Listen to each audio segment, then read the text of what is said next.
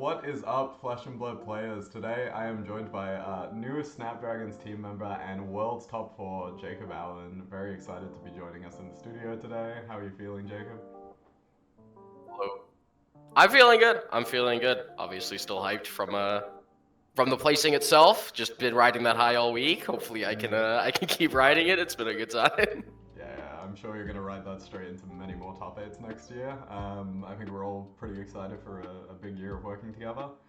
So first of all, check out our Metafy where all of our guides and information are available. Follow us on Twitter to keep up to date with the team and for more team announcements of new team members who are joining soon.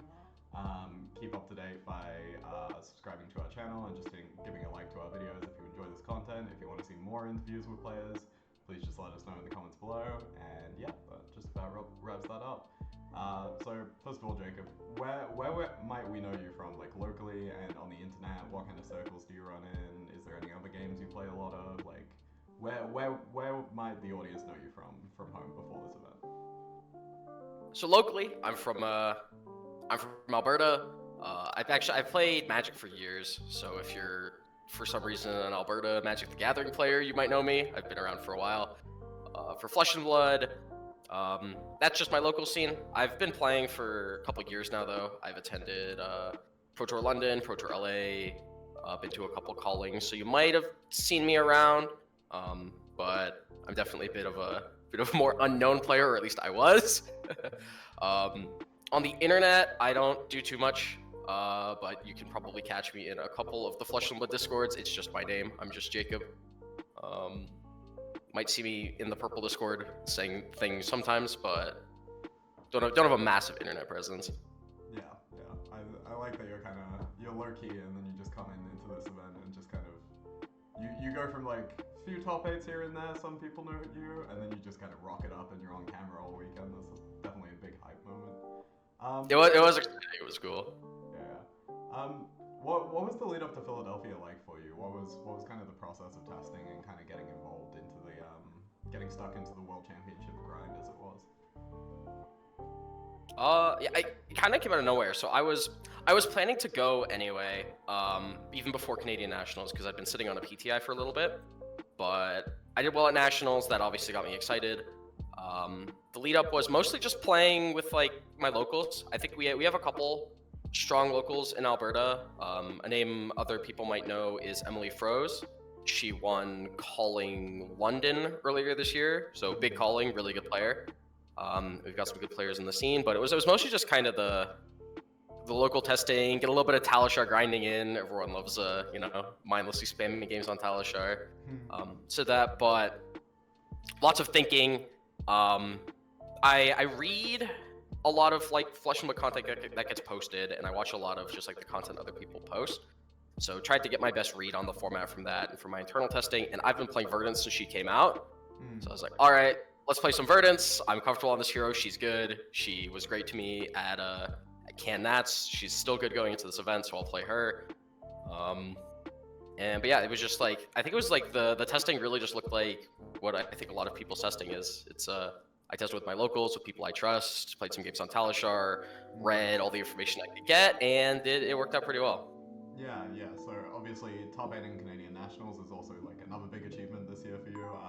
That's definitely in the top 5 hardest nationals that I think most people would agree to top 8. So that's definitely exciting to do. I'm just thinking, Canadian Nationals is week 2 of Nationals, right? It's just after the US Nationals one. I think we were week 3. I think there was one more week between there. And how did you feel Verdance kind of was into Gravy at that event, and kind of how there was that changing format at the time, you know, where like everyone kind of went, oh shit, maybe Verdance doesn't beat Gravy. How did you kind of feel about that? Yeah, it was because when the matchup first started being looked at, I think people thought it was really bad for Verdance. The Verdance players discovered they were allowed to kill the Gravy Bones player, which we saw Ajin Bay do at US Nats. And then it got so weird. I didn't feel super great into Gravy at Canadian Nationals. My first 3 rounds of that tournament were actually Gravy. It was Gravy, and I went 1-2, and then just recovered from there to make top 8 of that event. But at the time it felt hard, but I think it was interesting because the Gravies were also still learning, and there was that weird mini game, if you remember that period where the Verdance players were experimenting with different ways to try and fatigue the Gravies, and the Gravies were like experimenting with ways to kind of manage that. And I think at the time of Canadian Nationals, we were kind of still in the middle of that being uncertain. I think right after CanNats, I think we saw this mostly for Singapore. That kind of changed. Like the 9-tipple Gravy deck, like just kind of regardless of what the Verdance was doing, fatigue, aggro, didn't matter. You just played your 9-tipples, played your aggro strategy, and kind of just killed them. But CanNats was a little stranger, so I ran into like Gravies on triple Humperdinck AB3. I ran into Gravies on AB0 trying just full throw down. So when it was a little more uncertain, it was a lot. There was a lot more pressure on kind of what was going on at the time of that event. Yeah, it's interesting to see from your perspective, because from mine for Australian Nationals, where we were last week, I just like totally bailed on Verdance. I was like, I can't do this, and just like sent it to Kasai.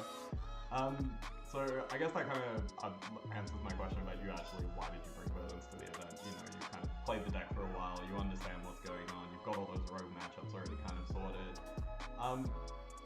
Just my next question about the World Championships, really. Why the pink sleeves? Like, I've noticed this with both your CC and your LL deck. What's the preference there? Is there like a bit of a good luck charm there? Like, I think my LL sleeves were blue actually. So the lore behind though the pink sleeves on the Verdance deck, for a very long time, I had Dragon Shield Gaia in blooms just on my, which is it's a cool art sleeve. I find with Dragon Shields these days, there's two kinds of boxes of Dragon Shields. There's a good box of Dragon Shields, which will last you literally an entire year of events, and there's the bad box of Dragon Shields, which is unusable out of the box. So across the last couple boxes of sleeves I've gotten, the best one was just those pink ones. So I'll be rocking those until they die.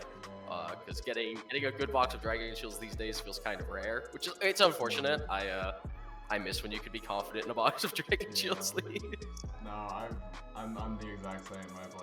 I typically nowadays I just buy a new box of black mats before every single event just to make sure. But yeah, no, definitely nice to hear that the pink sleeves are going to keep you company for a while. Were there any noticeable like differences you came to in your CC deck like for this event? Is there anything different going on that you were like, maybe some other Verdances haven't like realized something that I should be doing here? I think there's an argument I was a little behind on tech. But in my opinion, I don't know. I think people got really, really cute kind of prepping Verdance for this event. I know there was a lot of experimentation with no Sergeant for the mirror. Yeah, there's Matt Rogers Verdance deck list from what's the calling? It was the calling. It was the calling right before Worlds. Yeah, calling Sydney, the one my end, you know. Yeah. Yeah. Calling Sydney, where he was on some build with like Outeds and like Pursuit of Knowledge Blue. I think the experimentation was really cool. I was kind of keeping an eye on it. But I think like my main difference is I just played the solid Verdance deck that I knew was good and I was comfortable in, and I ran a Surgeon Aethertide for the mirror, and it served me very well. Yeah. So I think my big takeaway is just don't get too cute with it. I think the main spot where I think there was to be an improvement in my deck list is I think the 3/7s are pretty good. So I'm experimenting with those now. But I was just pretty happy to not be getting too strange with it, play the cards that are good. I hit a really, really wide breadth of different decks across the event. Like even including top 8, I only played the same matchup. I played 3 Verdance mirrors. That was my most played matchup. I played against Gravy twice, Syndra twice, and then after that it was all singletons. So playing against a bunch of different decks, I felt very rewarded for not like hyper skewing my deck to try and beat Gravy or hyper skewing my deck to try and win the mirror. I just played a kind of solid Verdance deck, and I hit a Kano and a Marionette, and I got pretty paid off for not like hard skewing my deck somewhere. Yeah, I think that's something people don't talk about enough about. Like, Worlds is still an open tournament, even though like the narrative going into that event was, oh, everybody's going to be on Gravy, Syndra, Verdance. Like, we saw it calling Sydney, we saw a lot of the super team like playing like the Verdance list that like similar to Rogers, like just playing like hyper tech lists for the Gravy matchup. Because the theory is, if you can beat Gravy, you can beat everything else. But then we saw the Syndras of that event just like rise up and just like completely overtake because the decks were too teched for it. So I think you did well to recognize exactly like too much investment into just that one matchup that's bad is like, but still winnable is like perfectly fine, and you can kind of go the other direction and just try to make sure that you're good into an open meta, which obviously paid off quite well. Were you concerned? Yeah, and I think it's a big risk to take burdens. Were you concerned about Syndra in particular going into this event? Like, there's been a lot of discussion about that deck being like the Verdance gravy counter. Is that what was your kind of perspective on that matchup going into it? I think it's kind of correct. I wouldn't consider her a counter for Verdance, but I do think she's solid into Verdance. I think Syndra is definitely a little bit advantaged, especially if the Syndra player plays really well. Correctly blocking Felling of the Crown, I think, is one of the hardest things to do in the game. But really good Syndra players, I think, can identify when they should be blocking it, when they shouldn't be blocking it. So I was a bit worried. There was a period in my testing where I had like a pretty brutal run of, I think, a combination of a little bit of variance and also just like not playing super well. Where I went like 0-8 into Syndra with Verdance, and I just like shelved the deck. I was like, well, I'm playing KO, like I'm just gambling at this event. But I ended up going back to Verdance kind of just after playing a bit of KO. He was fun. I love KO. He's one of my favorite heroes. But I missed one too many wild reds in my testing after that, and I was like, all right, back on Verdance. But I think the matchup's fine. It is scary, but I think with tight play, you put your 3 mental blocks. You block, like you get good block sequencing going, and then you draw your Felling of the Crowns. If you draw 0 Felling of the Crowns by turn 10, you'll probably lose, but that's kind of just the nature of Verdance into aggro. Yeah. So then let's flip the side of the coin. What led to you kind of bringing Starvo into this meta? There was like a lot of discussion about Viserai possibly being the most represented deck and possibly being like the deck that beats Starvo.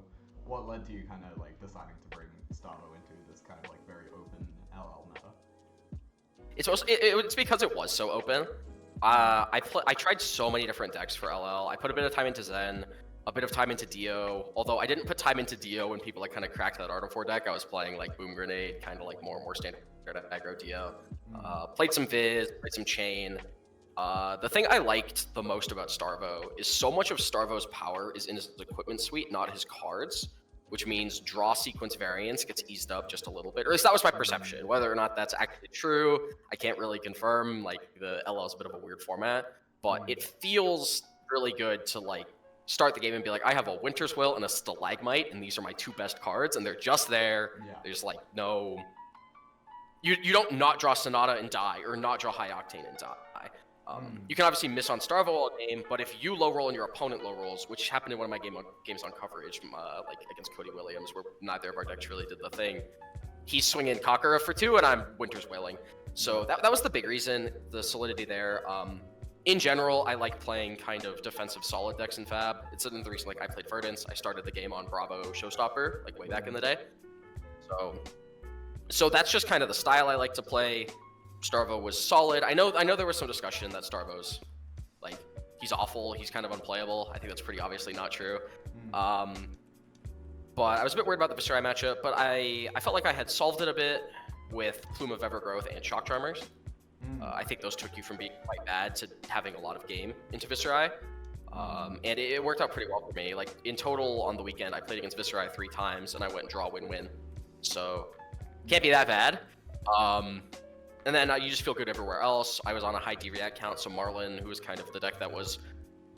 If the event happened 2 weeks earlier, I think she would have been the breakout sleeper deck. Everyone kind of knew it at the time, I think. So I felt good about Marlin. I felt good about most of the kind of other random decks you can hit in the room.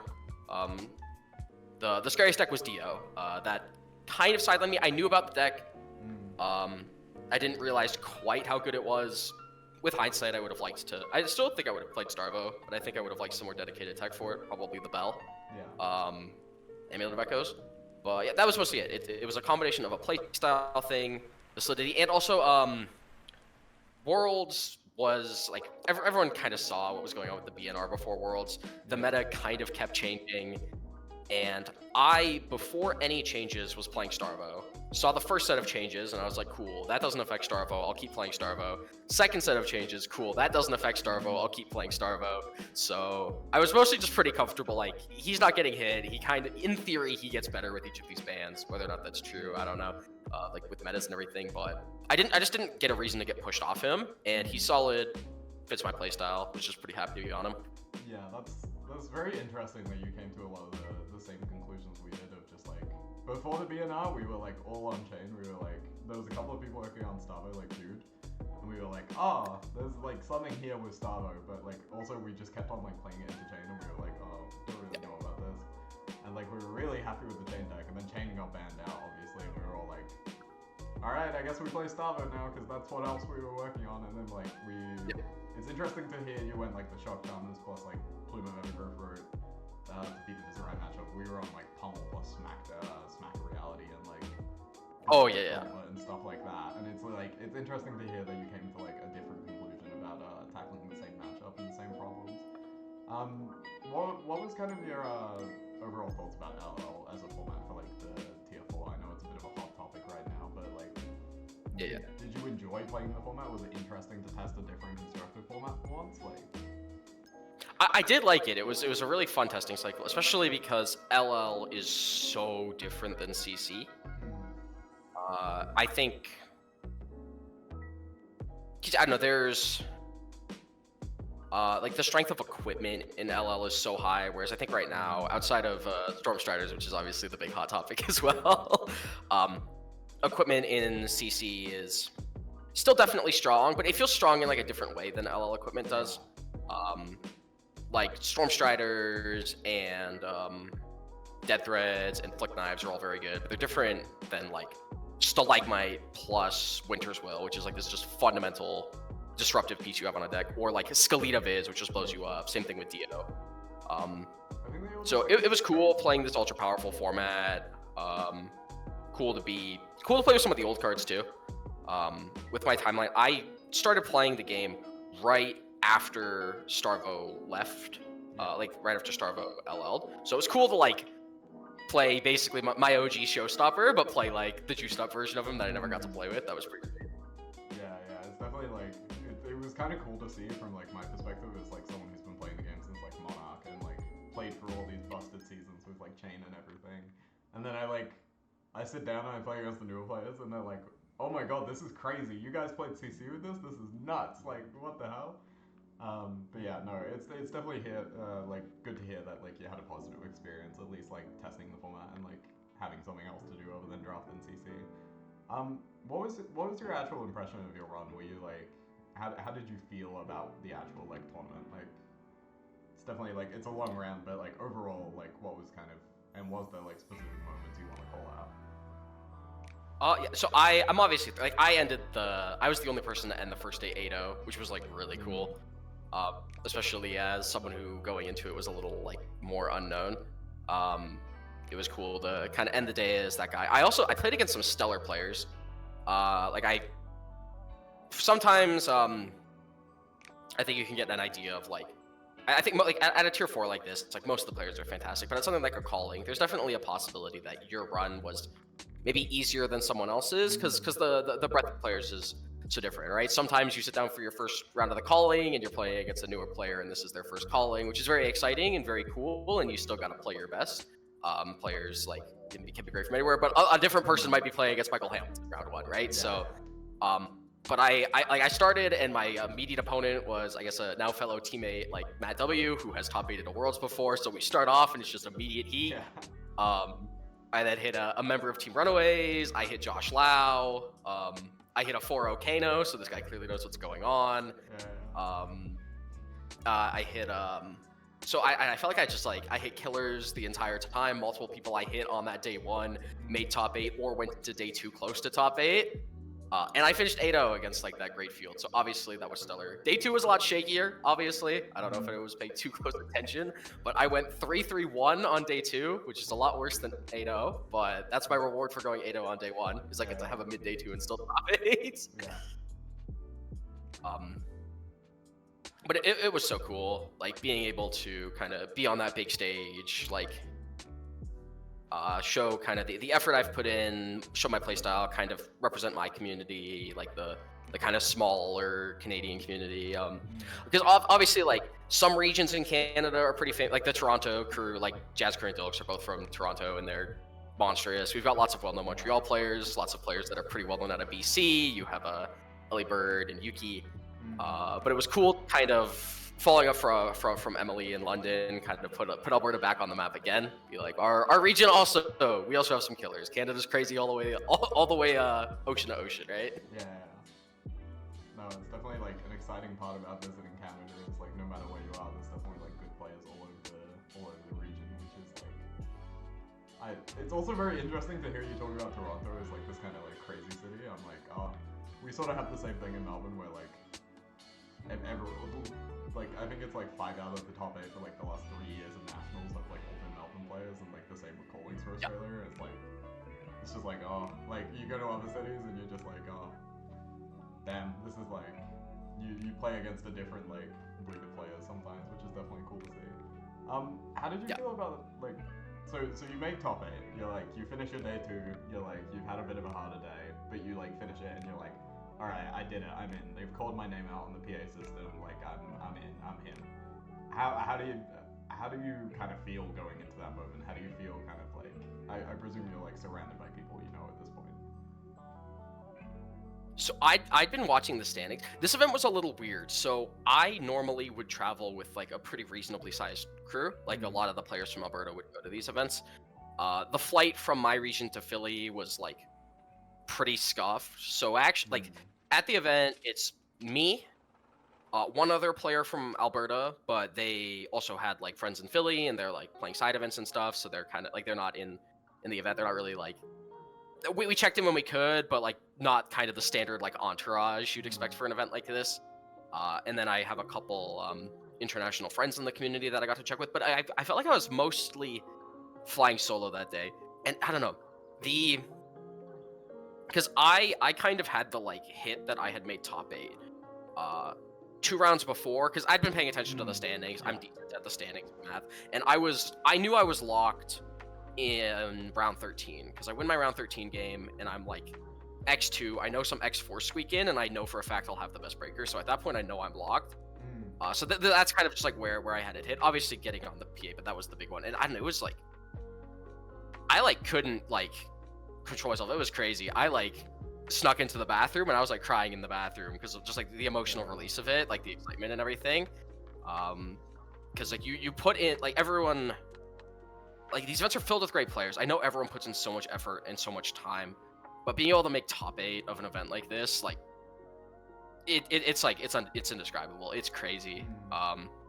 Just like the whole emotional thing, like the combination of relief and excitement. It's, yeah, I don't know. I don't know if I'll ever experience something quite like that again, because even hopefully, you know, Yokohama, I'll be in that top 8, fingers crossed. But even then, like, it's not the first one, right? This is the first time I'd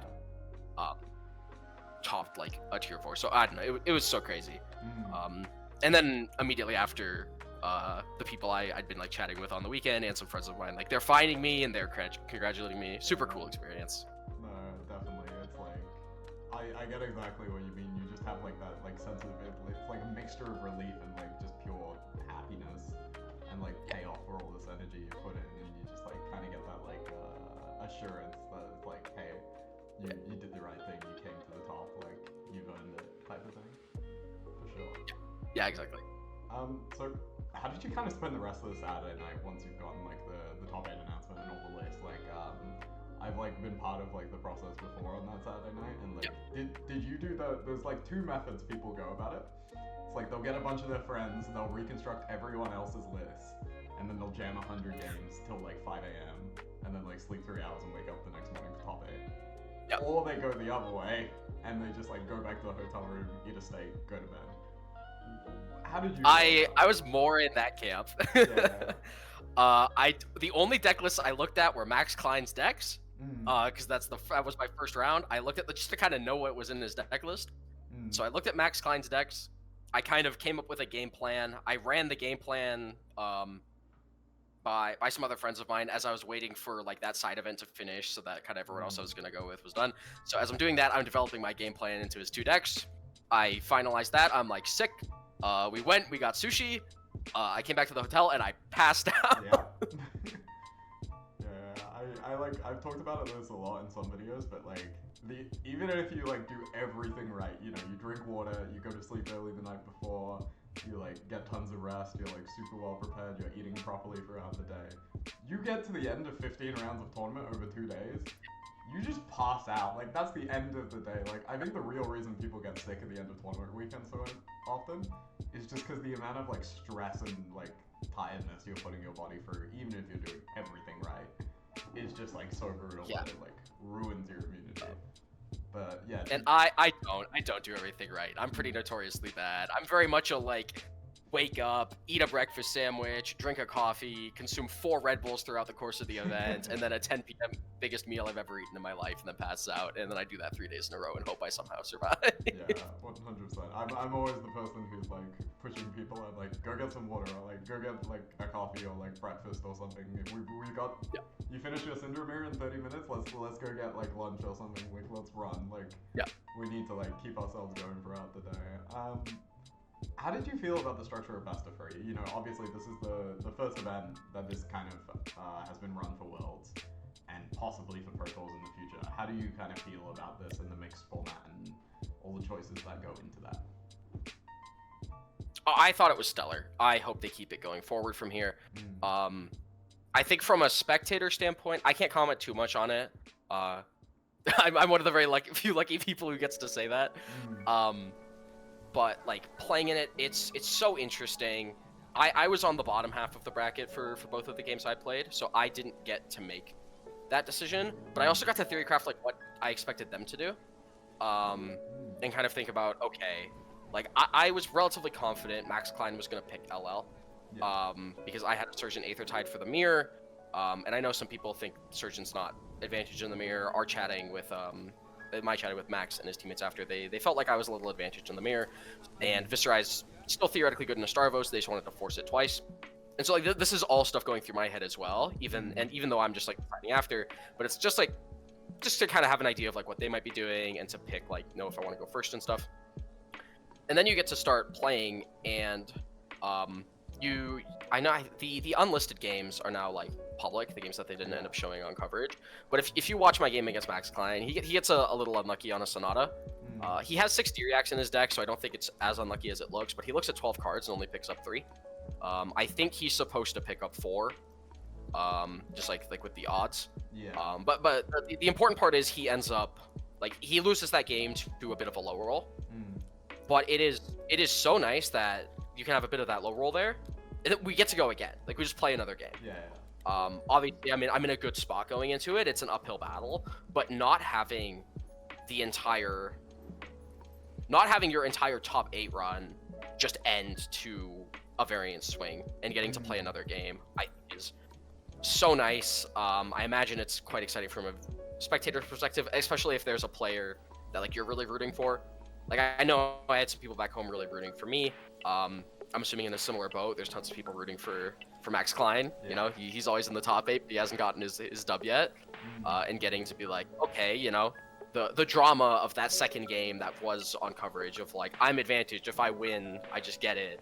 But if I lose, we get to go again. It's like, it's very interesting. I like that a lot. The overall split format, I think, is good. Obviously, the concern is I would like to see draft come back to one of these tier 4s at some point, and you can't really do the split with draft. But even if they just do CC best 2 out of 3, I'd be happy with that too. I think the 2 out of 3 format is fantastic. Yeah, I think that's actually a pretty good solution, honestly. Like, going forward into Yokohama next year, I mean, I know we're going to be playing allegedly Silver Age plus CC for Yokohama, so we could definitely see the return of best of 3 with Silver Age and CC, and I think that's definitely interesting. I forgot to mention this, but for this Worlds, did they do it so that you got to sleep in until your top 8 game was ready, or did they give you all the same time to show up to the venue? We all had the same start time because that first round of top 8, we actually all played at the same time. It all ran sequentially. Which I know is a little different, but with the 2 out of 3 format, they can't show every game. So the structure was the top 8. Everyone would play, and they're recording everything or most of it for the full time. There's one game that didn't get played in like the coverage area. The first game to finish that game, the game that wasn't played in the coverage area, they played game 1, but then they'd stop. Basically, what they did, and this makes sense, is they wanted any game that could be match deciding to be covered. But outside of Majin versus Ian, I think that's the one where they ran the first game on coverage. Outside of that, none of the other games were on coverage. So they just then showed all the deciding games, but those games were all just played at the same time, and then the recordings were kind of played at whatever pace they came back through. And then they full recorded and full covered all the rest of them. Yeah, okay, that's really interesting to hear from like a production standpoint. So then we get through your quarters, obviously. Like, you know, I think you've doubled your prize pool, I believe. A little over doubled, but yeah. Yeah, a little over doubled. Just humble one. But then going into the next round, so now you're against Michael Jakuza. Obviously he's on PCG. He's Toronto, so you know him. You know him from top 8 of Canada Nationals, I believe. Also on Syndra, I think. Or was that Sean? I'm not. I think he actually missed top 8 this year. Yeah, I think he might have. I'm just thinking. I can't remember if it was round 12. I remember seeing him or not. But obviously you know who he is. You know who he's kind of with. You know he knows what's up with Syndra, and obviously he's a battle-hardened Toronto champion from January this year. Walk me through your games and like what was it like, kind of going against the future world champion, as it were. These games are so heartbreaking. So yeah, leading into it, so he beat me in the last round of the Swiss. I lost the last 2 rounds of that Swiss after I was locked for top 8. I think part of it was just kind of tough games, and I'm not entirely confident I played my best because I was like, I'm locked for top 8. I can like take a little bit of a breather off, which is probably not the best thing to be doing. I'm pretty sure I can't really beat Matthew Dilks with that game that got caught on coverage. I got conquered 3 times in 2 turns. I don't think that one's in the band of winnable games, but I think that I could beat Michael in that Swiss game with slightly tighter play. Not entirely sure though. It doesn't really matter. So going to that top 8, I'm pretty happy to have just made top 4. The night before, I had actually quite a bit of trouble sleeping. I dreamed, like I had dreams/nightmares of playing like my match out against Max like 4 times. I woke up in the middle of the night in a cold sweat, being like, oh, I got him that one, okay. And then I'm like, wait, I still have to play against him. That was a dream. Then I go back to bed and it happened again. So that was the big one I was worried about, because he's, you know, the kind of the most destroyed player there. But going to the game with Michael, I felt a little more relaxed, but like the weekend was starting to catch up with me. I was ready to play my best, but these are a marathon, and the 19th game of ultra high stakes Flesh and Blood is pretty tough. And at least on coverage in that Syndra game, most of it I just kind of like played out my normal game plan, and it was going great. Like my prevention tools were lining up kind of where I wanted them. I'm a pretty big advocate of picking draw with E-Strike and Verdance, and I got super paid off. I E-Strike draw felling at one point, and just set that. And the felling is live. It's like my second felling that game. I think the first one ended up being for 4, but felling for 4 against Syndra on no arsenal is still pretty good because you force a card from her hand. Verdance into Syndra 3-card hand's pretty good. So it's all going great.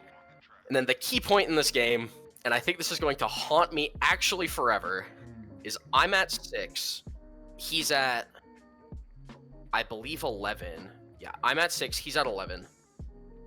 He is attacking me with a 0 for 4, threatening the mask on hit. I have Crown of Providence up, no other armor left. Like, obviously, I have Striders, that's not armor. And my hand is Burn Bear, blue card, E-Strike. And I fully consider the block with E-Strike plus Hatline, send the Burn Bear. I'm going to buy his Claw of Vincerakai, leak 5, put him to 6, and I draw any, like, meaningful spell, he's dead. Yeah. I fully consider that line, and I elect not to take it, and I send the E-Strike for 7 and plan to Arsenal the Burn Bear after eating 4, going to 2, and letting him draw off his mask. Yeah. And that play is horrible, because he gives me his Mask of Momentum and a 3 block, goes to 9, keeps his Claw of Vincerakai, and is completely fine. Yeah. And I'm at 2 with just a crown left. Like, it's so bad. If I just send the Burn Bear there, I win that game easily. Yeah. Because I block E-Strike Crown, cover that, deny him the draw, send the Burn Bear, put him to 6, and I get 2 looks for any spell that kills, which includes Scolding with him that low. Yeah. Yeah. So that was tough. That was, and like I immediately after I did it, when I sent the E-Strike, I was like, he's just gonna block this with his Mask of Momentum. This is terrible. and so that's tough. That felt like the first huge misplay I'd made all weekend. I know for a fact there's got to be small misplays in other spots, but that was the first one that felt like a very obvious punt. Like there's like pretty clearly no reason to do this. But it's hard, right? It is hard to play perfectly 19 games of Flesh and Blood. Yeah. And it just started to break down. Super deserved by Michael. Like he played that game super well. He was on top of it. He kind of just beats me in the marathon. I gas out a little bit, and then we play the Starvo IO game. I'm not too worried about that game. I think there's a couple optimizations I could have made in that game. Like there was a spot where I held an ice card and a channel Lake Frigid instead of activating Shock Charmers 3 times because I wanted to keep the channel to guarantee disruption next turn because that I was sending an Oakenold that turn. So I think there's optimizations there, but at least in my head, the big takeaway from that game was just like messing up that one turn because I'm pretty sure I win that one. I'm probably lose that LL game, especially if he gets to go first and gets the free item set up, and then we get to play a game 3, and then we see how that goes. Maybe I make it into the finals, right? But yeah, that error just stands out to me. But like, I don't mind it. So especially being kind of away from it, like losing a game to just making a mistake. Like I am pretty happy to have been knocked out by I made a mistake. I could have not made a mistake. My opponent just plays better than me. Like that doesn't feel like variance. Honestly, the variance went my way, right? I like E-strike draw fell. Like my prevention's great. I have no pitch issues. Like that's my game to win. I throw it and I lose it. Obviously a bummer, but like that's kind of the stories you want from these events, right? Like the one player played a little tighter, played a little better, and they got there. So I can't be mad, right? You're not allowed to make mistakes. Yeah, 100%. And look, here's the thing: you'll go back into it, and like you'll be in the same spot next time, and you won't make that mistake. You know, you'll always like, you'll keep it going forward. Like, are you a bit like me, where you like go back and watch your stream games to like double check, like over and over again, like, oh, is there something I could have done better here? Is there something I could have done better here? Yeah, I am the same. I like watching all of them because when I watch back the games I win, I get to be like, yeah, look at me go. I'm so good. And then you go back and you rewatch games you lose, and you can inspect them for like any misplays. I don't know. This might be actually crazy, but I like my Canadian Nationals game when I got knocked out of that top 8 was that game was also on coverage. And I have rewatched that entire game, and I have reconstructed it with every single other possible line I could have taken, trying to find any possible way for me to win that game. And I don't think that game is actually winnable. But I spent a good hour looking at every single other line I could have made, and by doing so, I found like 3 or 4 misplays I made. And that came good closer. So that's also it's interesting. Like That's also like better though, because it's like, if you go through it and you find like, oh, there was misplays I could have done, there's something I can improve. Like, at least from my perspective, it's like, I've done the same thing.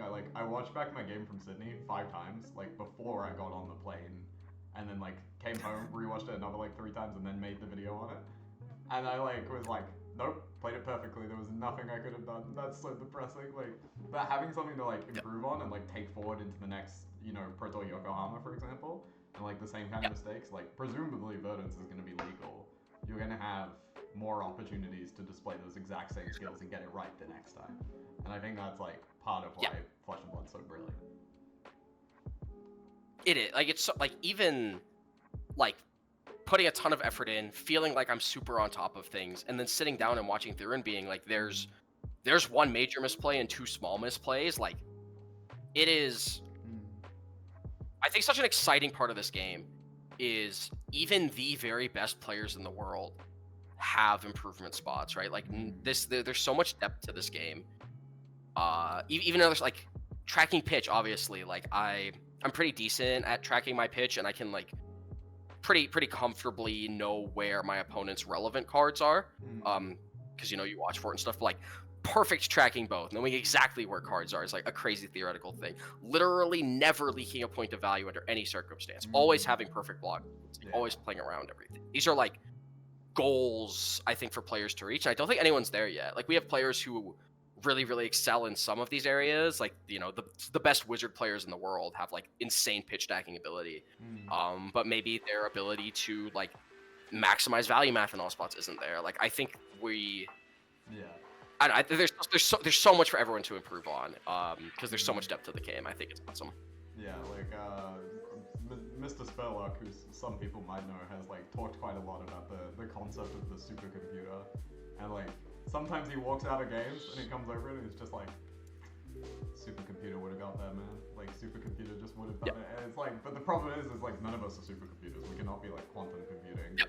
No one's on that level yet, or like yet at least, you know, like type of thing. But definitely exciting.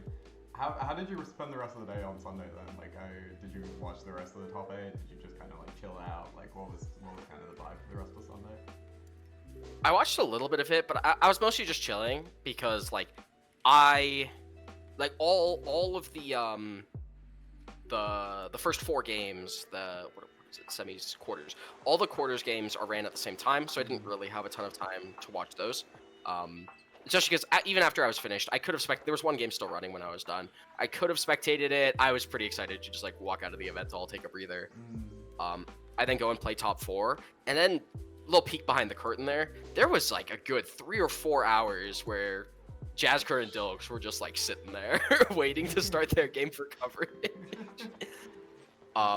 Right, because they want to catch up on all the other games because they don't want that game to be pre-recorded effectively, right? You really want that announcement to be live because, you know, you want to see it on coverage and know, otherwise, you know, you'd know ahead of time and get posted somewhere, and it's a whole thing. So I was mostly just wandering around. I was just checking in with everyone. Like there were some players from Ohio who hooked me up with some crazy barbecue they brought with them. That was fantastic. Massive shout out to the Ohio crew. For that experience. I got the single best piece of carrot cake I've ever eaten. It was so good. I had some friends playing in the Battle Hardened, so I got to just gas them up, see how they were doing. I was just wandering around the venue for a couple hours, just checking in with everyone. I got to have a really cool experience. So like, kind of as I was saying at the start, I pay a decent amount of attention to like the content that gets made for Flesh and Blood, and I'd say I'm a fan. Like some of the podcasts, the videos, there's certain personalities in this game that I think are quite fun to watch.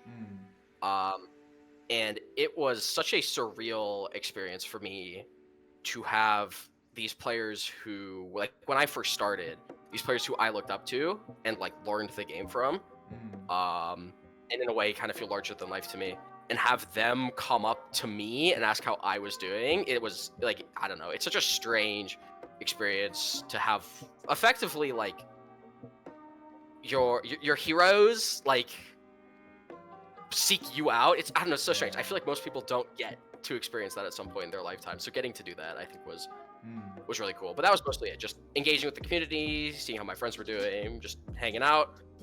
And then I got to hear over the intercom them announce the winner of that event, which anyone in the room knows they announced it as Matthew Jazzker. So nobody had any clue who won that event. So I got to ask a judge who won that.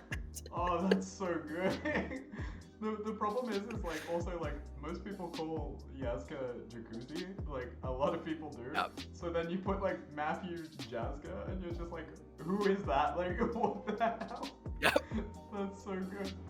Oh my because god. the other player's Matt Dilks, right? So I hear Matthew and I'm like, oh, that's crazy. Yeah. Like, It's he got the gravy upset. Yeah, no, that's why it was so good. So he gets the gravy. I was like, oh, he got the gravy upset. And then I heard Jazzker and I was like, sorry. wait, what? Who won? Like I could just imagine, imagine if they won from the same team and they like Matthew Dilks' like teammate Tim Matthew and they all start cheering and then there goes Jazzker and they all just go quiet. It's like what? Oh my god, that's incredible. Yeah. Oh. Yeah, it was funny.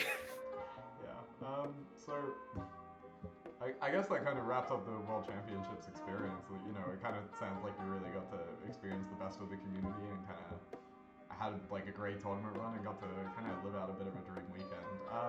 Where can we see you going forward into next year? I know we've already kind of talked about Yokohama a little bit, but any other big events on the schedule so far? I'm turbo degenning Seattle. I'm flying out Friday night because I got limited time off work. Yeah. I'm flying out Friday night. I'm there Saturday, Sunday. I took the day off Monday, so I get to fly home there. So I'll be at Calling Seattle. Super excited for that.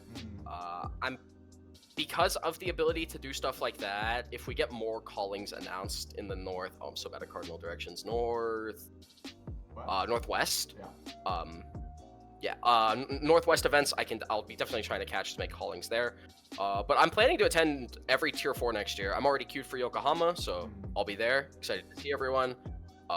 They announced Vegas. Yeah. I have a PTI kind of sitting in my bankroll now. Even if I miss that, I will be there. I will be at Vegas. Obviously going to be at Can Nats. And then wherever they announce Worlds, I'm imagining it ends up being EU. It's been a bit since we've had Worlds in EU, and the other 2 Pro Tours aren't EU. Gonna try my best to make it there end of year. So that's mostly my plan. I'll see if I can make calling Montreal work. I think it's unlikely, which bums me out because Canadian calling, it's exciting, but Montreal's actually pretty far from me. It's like a 5-hour flight, and the timing of it just isn't fantastic, it being right before Yokohama, and I've got other life stuff going on. But that's mostly it. So Seattle's the next one, Yokohama, Vegas. That's quite funny to hear you say, like, 5-hour flight, that's so long, and I'm like, man, all my flights are minimum 8 hours, that's like... But no, definitely exciting to hear, you know, I think there's a few people on the team that are, like, already queued for most of the tier 4s next year, so you'll definitely have support from people.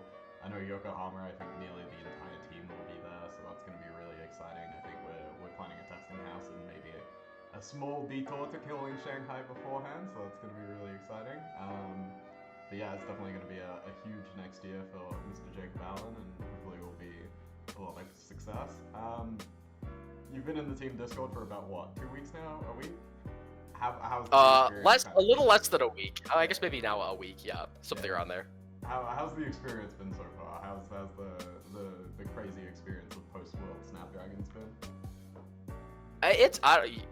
We got some characters in here. But I don't know, it's been... I felt very welcome by the team. Excited to be testing with y'all. I feel like we're in a little bit of a lull, which is totally fair. Like I think it being like low-key and relaxed right now is perfect. Like the major event just ended. Let's recuperate. Get some ground set, but mostly looking at Yokohama. But I know internally we're all kind of taking a look at Sage, because we have the Seattle gamers in case we got some colleague scrub outs. You know, gotta know what's going on for that battle hardened, and then also obviously it's gonna be an event for Yokohama. So even before the next BNR and Penn coming out, I think everyone kind of wants to get an idea of where the format's at. Well, it's been cool, been very pleasant. I know right before this interview was filmed, we got to just like chill with some people on the team, run some games. That's the normal vibe, honestly. It's just been very quiet at the moment because obviously we've got I've got Hong Kong and like you guys have Seattle, but I think that's it on the event schedule for this year. So, but yeah, no, it's been nice to have you around. Just want to lead off with, is there anyone you'd like to like shout out or kind of like hype up? You know, anyone who hyped you up over the weekend or like kind of helped you with testing over the last couple of weeks and kind of led you to this result? Yeah, there's a lot, so I'm gonna run through them. I'm gonna gush for a second. I shouted him out when they interviewed me like on the live stream, but my younger brother also plays Fab. He's very good. He just can't make it out to tier 4s because he's a broke student right now. But we're gonna get him there. But obviously tested extensively with him. Just like the entire Alberta community showed me so much love and support. I want to shout them all out, but some kind of standouts, like my direct testing crew in Alberta, Sam, Chevy, Luke, Wayne, Anthony. I'm sure there's some Albertans who I like put some dedicated direct testing in who I didn't list there, but those are off the top of my head. You guys all put in so much work. Special shout out to Sam for convincing me not to run KO at that event, because I was close. I was close to playing KO, who ended up being okay, but I think Verdance was definitely a better pick. Just want to shout out everyone who kind of supported me there on the ground at the event.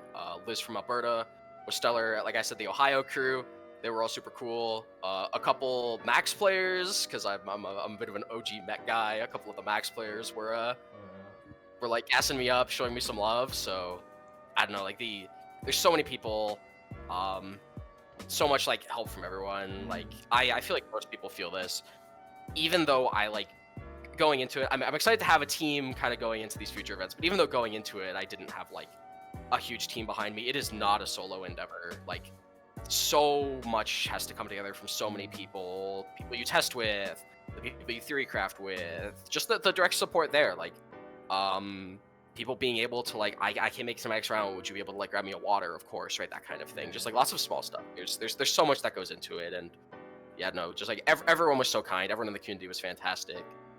Just like amazing weekend. I got to shout out the entire Flesh and Blood community overall. It was so wonderful. Everyone was great. That's brilliant. Do you have an LGS that you play at like really consistently, or is there like a couple that like you rotate through? Is there like one or two you'd like to shout out? I'll shout out 3. I play at 3 pretty consistently. We have 3 great armories in Alberta. There's Ogre's Den Gaming Club, which is kind of my main one. I've been going to that store like since they opened. Shoebox Games is stellar. Shout out to the owner Kevin, who always hooks me up, hooks me with the cards I need. And Sully Sports, which does a combination of Fab and sports cards, which I think is kind of an interesting breakdown from that store. They run a nice chill armory on Sundays that I hit sometimes. But yeah, gotta shout them out. Yeah, no, always good to hear. Always good to support local. I guess that kind of wraps us up. So if you want to see more from Jakob, obviously you'll see him at events next year. A couple of quick announcements. Obviously, we have the Metafied, we have the Advanced Fundamentals Guide and the Kasai Guide out now. Go check them out if you're interested. Probably the best place to kind of get better at Flesh and Blood, in my opinion. We've got a lot of new guides coming out in the next couple of months. We've got a lot of people who are really interested and are currently writing or starting writing. So get excited for that. We've got a bunch of the crew are going to be at Seattle. They'll be in their Snapdragon shirts, so you can come and say hello. Jakob will have to sort something about getting you a shirt for that event. And then myself, I will be at Calling Hong Kong just before Christmas at the start of December, which I will try my best to kind of get on stream and showcase the brand a bit. But yeah, I think that just about wraps us up. Thank you guys so much for watching. Let us know if you want more interviews. I'm happy to reach out to people that aren't on the team necessarily, kind of talk through things, and yeah, give us a thumbs up and a subscribe if you like this content. Thanks for watching, guys.